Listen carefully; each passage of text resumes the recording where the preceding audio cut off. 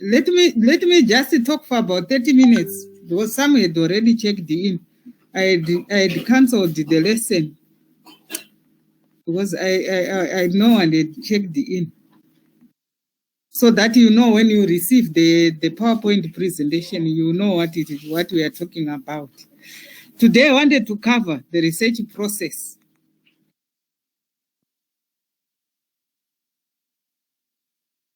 And as we go through the research process, you need to remember that you require the library, the computer and its software, and the techniques of measurement.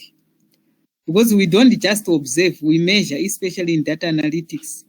We need to revise our nominal, ordinal, interval, binary, and discrete scales of measurement. Read about them.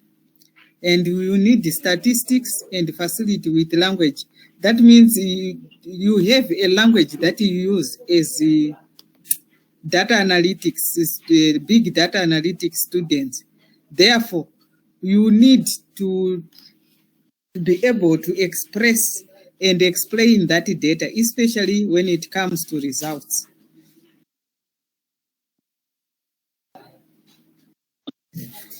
Tools are not research methods, e.g. the library or statistical, the software. They are not the research methods, but they are only tools that you use. They are only facilitators for you to be able to do a research piece of work. So, but you need them when you do the research.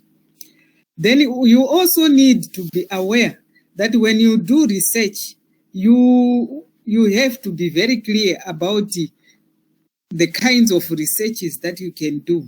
Don't worry about why we classify researches and so on. But for your purposes, we need to be clear about the descriptive versus analytic research. You know, people who do a study like social sciences or those who do experiments, they normally wanted to describe the data that they found. So when they are doing social science, they are trying to see what is happening on the ground. They don't manipulate variables. In other words, they simply look at data and analyze that data or understand that data. Data analysts also do that. So normally, when you do such a thing, we say we are doing descriptive research.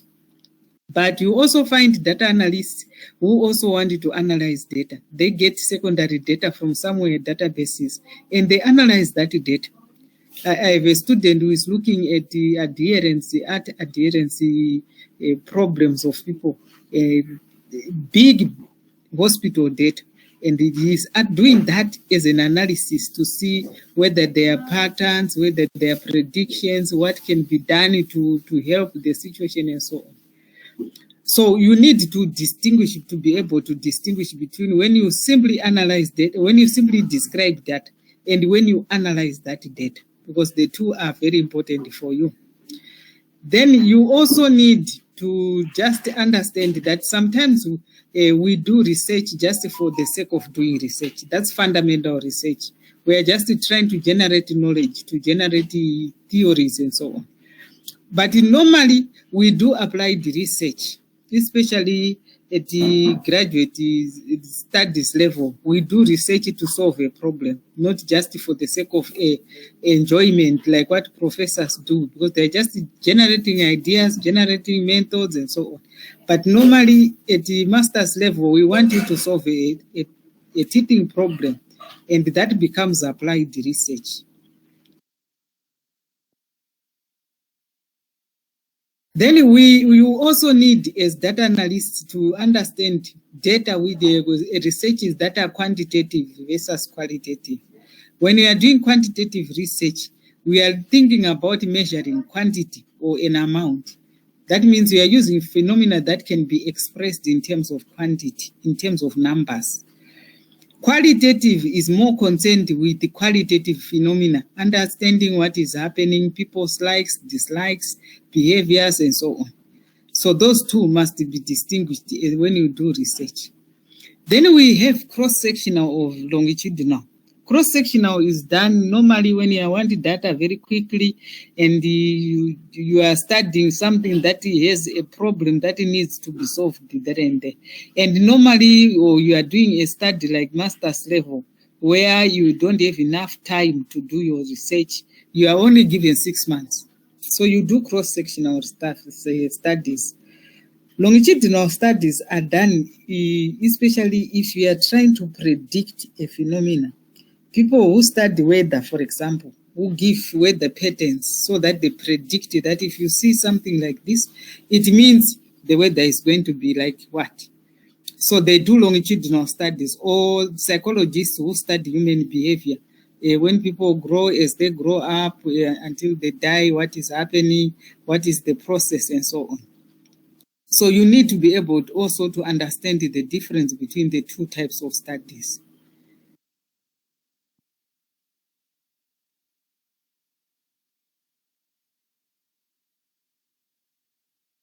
Then you can do, as the data analyst, you can also do correlational research, where we are doing a systematic investigation or simply a statistical study of relationships among two or more variables.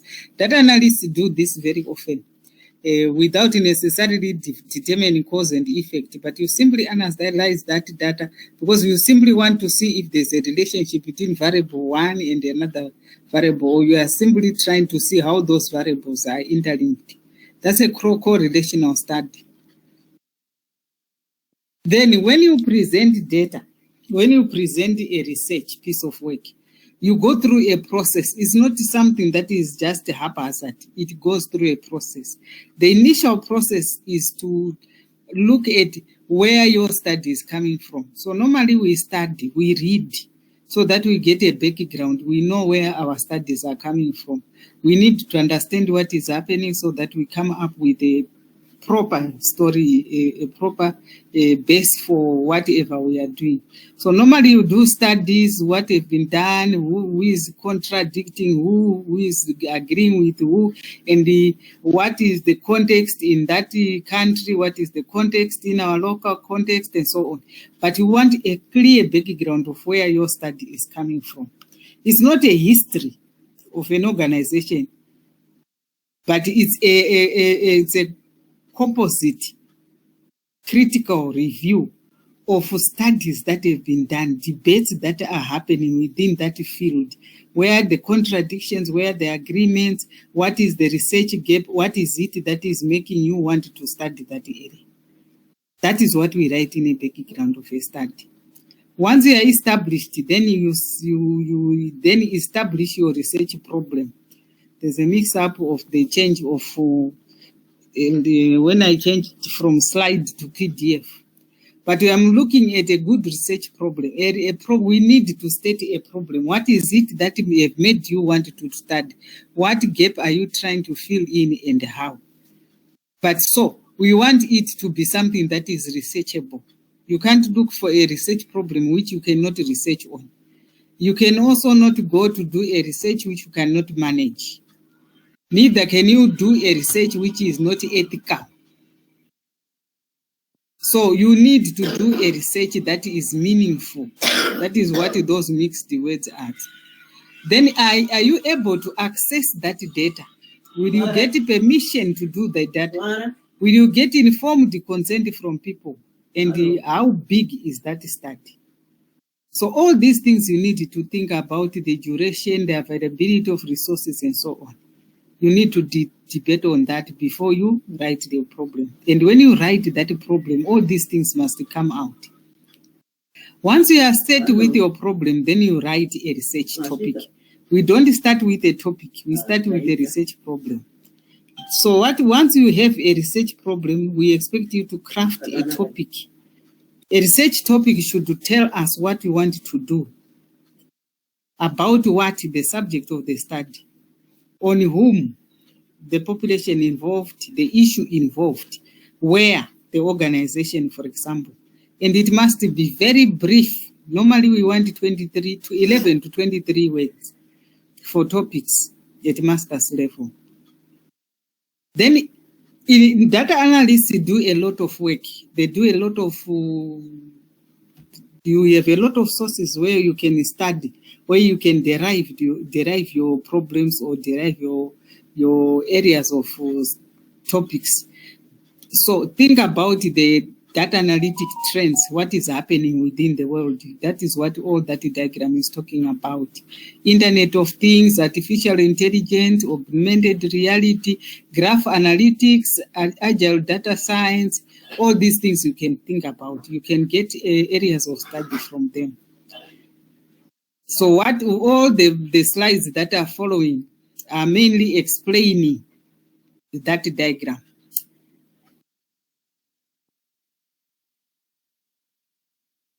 About then once you are through, you need then to think about research methodology. When you are really sure of what you want to do, a methodology, like what I said in the previous lesson, is about you making choices and justifying those choices. So you have a research philosophy and a research design, what is guiding your theories, your methodologies. Indicate the research methods itself. That means the activities that you are going to do in order to solve your problem. What is your target population and sampling methods? Data analytics, normally you may not even talk about the population itself, but the data itself and how you sample that data. Types of data to be used to address key areas and so on. Then how you develop the instruments that you are going to use or the measurements for data analytics that you are going to use. Then explain and justify all approaches that you are going to use. How are you going to ensure that your data is valid, is replicable, and so on? Then think about the ethical considerations that I have talked about. All those things need to be thought about when you are doing your studies. Then you have to conceptualize your research design as the next step in the research process. You have identified your problem, you are sure of what you want to do, you are sure of the methodologies that you want to do. Then you have to understand your study. That means you are conceptualizing it. And you are conceptualizing the manner in which you are going to follow, the things that you are going to do in order to understand your research and you work with it. That is conceptualization. So when we talk about the research design, we're actually talking about the roadmap. You know the steps that we are going to do. We need to understand that we are looking for logical arguments and the reasons why you are choosing those arguments. Then you construct instruments. If you are going to construct instruments, we'll talk about that in a separate lecture. Like you have questionnaires, like you have got the sets of data that you want to analyze using certain tools and so on. Then you select a sample. You need to get to your data and say which data am I going to do and how am I going to sample it. We will also have a lecture on that. Then we write a proposal. Once we are sure of what we want to do, we write a proposal which we then send to our supervisor or to our management, what do you call it, to GBS. Then they'll distribute your proposal according to what you want to do to prospective supervisors. Once they agree, then they get to supervise you. We'll talk about how to do this, the proposal as well in a separate lecture. I'm just looking at the process of doing research. Then you write your proposal, as I said, with all the contents. We just put that slide so that you know what steps they expect you to include in a proposal. And that is university specific. Each university has its own style. So you have to follow what the university you're studying with want you to put in a proposal.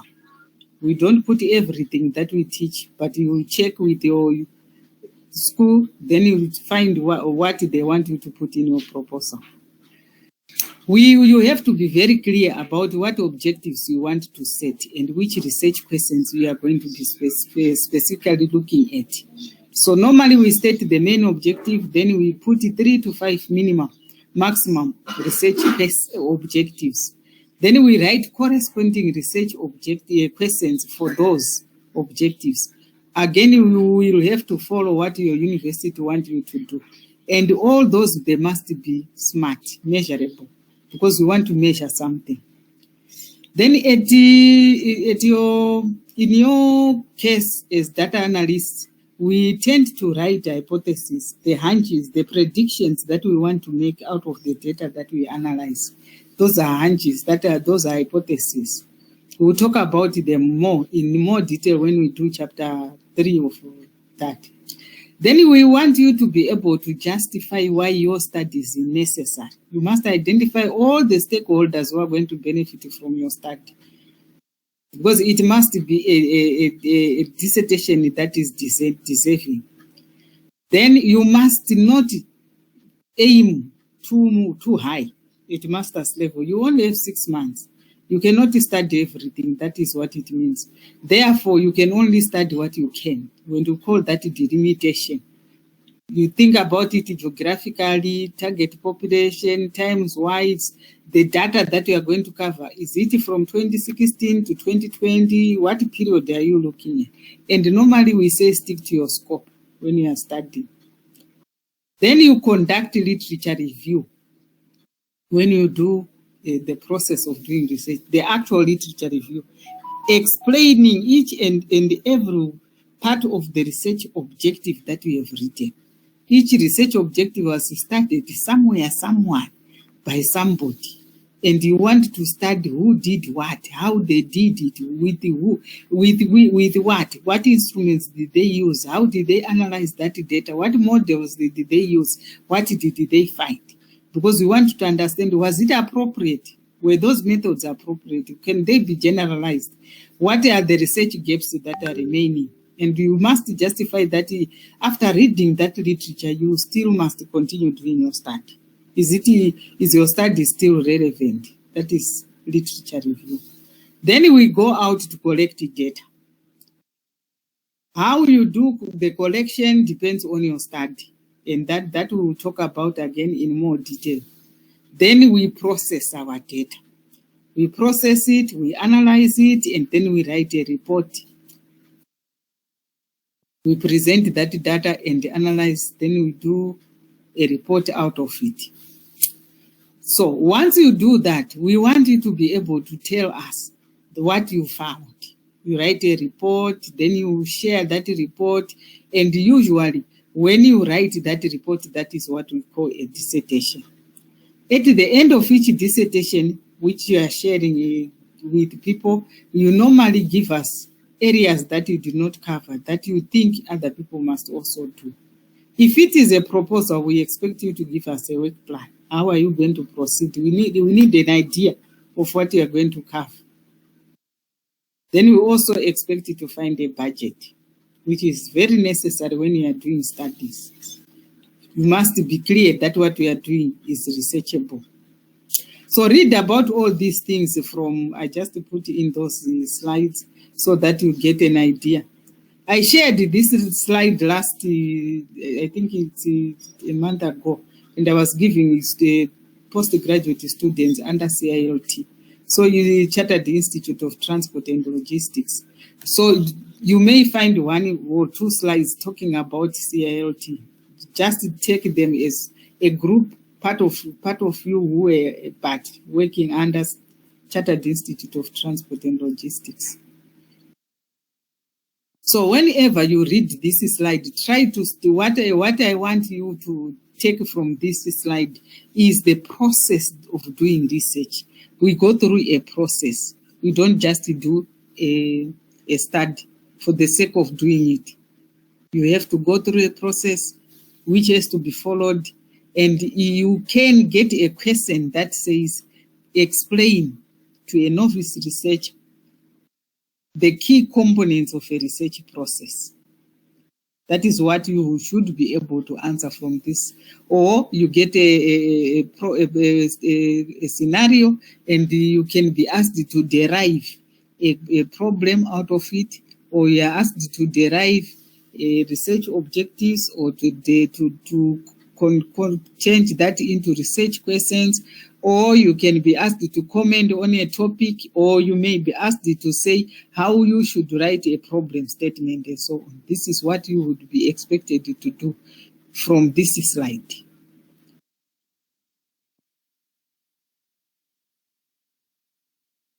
So we ended up having only 30 people. So please share this slide or encourage your other members to read through this slide, because I will not repeat it. Also encourage members to join tomorrow, because I'm around now, so that we are in our numbers. What we are going to cover tomorrow will be expanding on these steps that we have talked about, to ensure that by the time we do our dissertation, we are sure of what the process of doing the research is all about. Anyone with a question?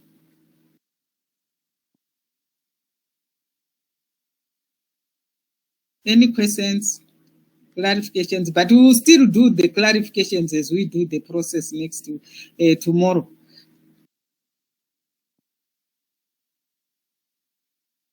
Okay. So I'm going to stop recording this session. Then encourage members to go through this recording.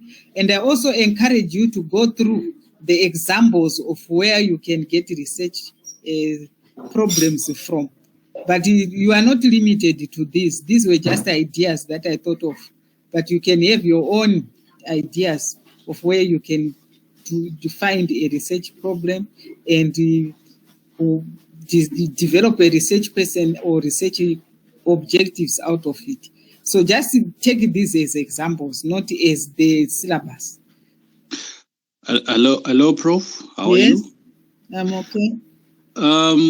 Is it possible that you can share as an example of what our previous predecessors have done in terms of dissertations and all? I see we can actually learn a lot from such examples. Okay. I will try to do that. Thank you, Prof. I'll just produce like a sheet with the research topics.